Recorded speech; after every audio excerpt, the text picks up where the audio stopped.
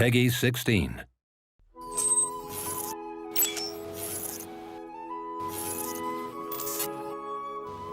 When you're trying to adapt a tabletop role-playing game to a video game, especially a tabletop game from the 80s, you have to make it current. You have to modernize it.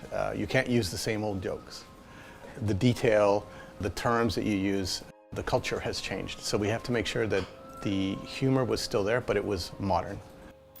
We worked with people like Gareth, and we also worked with another writer, Bill O'Day. He had written some of the Paranoia lore books as well. So in order to kind of maintain that feel that people and fans of the game kind of know and love, we worked with these guys to make sure that everything was in keeping with the world and the lore, so we didn't stray too far from it.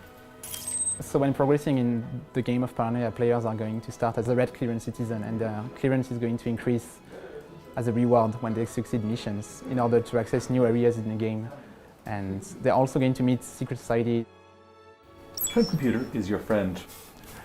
Friend Computer desperately wants to make your life better, to make you better, to make sure you're happy.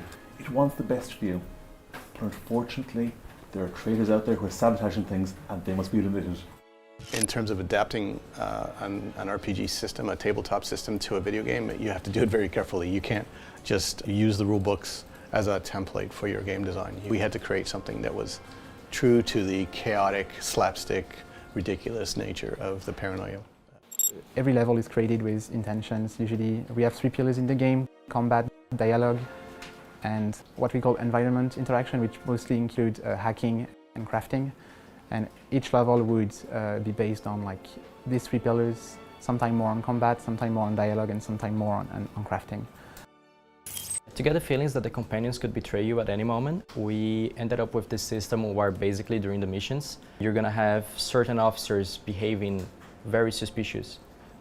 So they're gonna go and try to do something, or they're gonna be putting you into a situation where it's kind of like gonna force you to commit some sort of treason. By doing that, they're actually going to, later during the debriefing, report you or not to Friend Computer. It all depends on your relationship with that officer. The dialogue system we think is quite robust. We have lots of different options for the player. We really try to kind of give the player as much kind of ways to respond to conversations and interactions with players. In particular with Friend Computer, there's some great things in there. You can use your skills to get past certain puzzles, but it depends on whether or not you have enough skill points to do that. What we wanted the player to experience during combat is chaos. They're barely in control, and they're adapting themselves, and we wanted the player to feel smart for adapting to all these crazy things that could happen at any moment. The interesting thing about Paranoia is that it's basically everybody is forced to commit infraction in order to complete their missions. And if you commit too many infractions, you end up being fried, losing a clone. So that's not what you want, but still, if you want to progress, you have to commit infractions. Your clones are a resource. When you clone, you can actually redistribute all your skill points. You can change the way that like your build is done. Are you happy? Of course I'm happy. Are people watching? Yes, I'm happy, Friend Computer. Yes, of course I am happy. Happiness is mandatory.